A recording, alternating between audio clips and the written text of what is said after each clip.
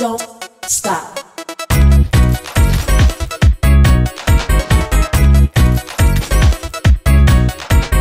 Don't stop. Don't stop. Don't stop. Don't stop. Visual Guide to Legionnaires' Disease 1. What is Legionnaires' disease? It's a type of pneumonia, a lung infection, that can become life-threatening. You can get it after inhaling one of group of bacteria called Legionella. There are about 35 types of Legionella that scientists link to the disease, but a specific form called L. pneumophila causes 90% of infections. 2. Where it comes from. Just because Legionella bacteria happen to be around, it doesn't mean they're likely to infect you. In fact, they seem to be mostly harmless in lakes and streams. To cause infection, they usually have to multiply to high levels in human-made systems like showers, hot tubs, air conditioners, fountains, and water towers. 3. How does it spread? You're unlikely to get this disease from simply drinking or touching contaminated water. Once Legionella builds up to a certain level, it must form droplets small enough to move through the air and infect your lungs. Think of steam in a shower or vapor from a humidifier.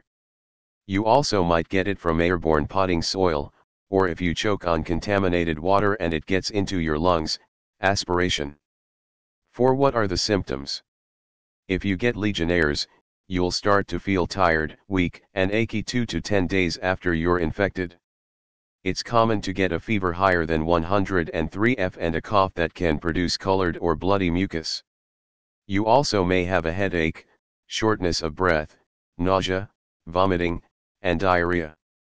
5. Is it contagious? Probably not. There is little, if any, evidence that you can spread Legionnaires' disease from person to person. So there's no reason to wear a mask around other people as you might with other serious infections like SARS or influenza. 6. Who gets it? If you're healthy and young and you breathe in Legionella, you're less likely than others to get Legionnaires' disease. Your risk goes up if you're over 50. You smoke, or have in the past. You have lung disease, such as COPD or emphysema. You have diabetes, cancer, kidney problems, or liver failure. Drugs, illness, or an organ transplant has weakened your immune system. 7. Diagnosis. The most common and serious sign of Legionella is the pneumonia of Legionnaires' disease. That's when pus or fluid fills the sacs in your lungs. Your doctor will listen to your chest, ask about your symptoms, and take a chest X-ray to tell for sure if you have it. A test of your phlegm, spit, or urine can help tell whether Legionella or some other germ caused the pneumonia. 8. How do you treat it? Your doctor will prescribe antibiotics. 2 types: quinolones, ciprofloxacin, levofloxacin, and macrolides, azithromycin, work especially well against the bacteria that cause Legionnaires' disease. The sooner you start, the less likely you are to have complications that put you in the hospital. 9. When to see a doctor. You should see a doctor as soon as possible if you think you've been exposed to Legionella bacteria. Because it causes such a serious form of pneumonia, early detection and treatment with antibiotics are key to making a full recovery.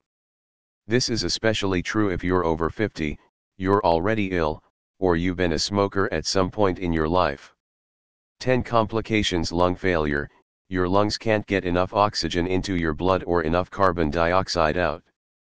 Septic shock. This can happen if an infection makes your blood pressure drop and cuts blood to your organs. Your heart first works harder to try to help but eventually weakens and cuts blood flow even more. Kidney failure. When your kidneys stop working, toxins, fluid, and waste build up in your body, which can cause tissue damage and illness. 11. Pontiac disease. You might also hear it called Pontiac fever. Like Legionnaires' disease, Legionella bacteria cause it. But unlike Legionnaires, it doesn't cause pneumonia. You usually get flu-like symptoms.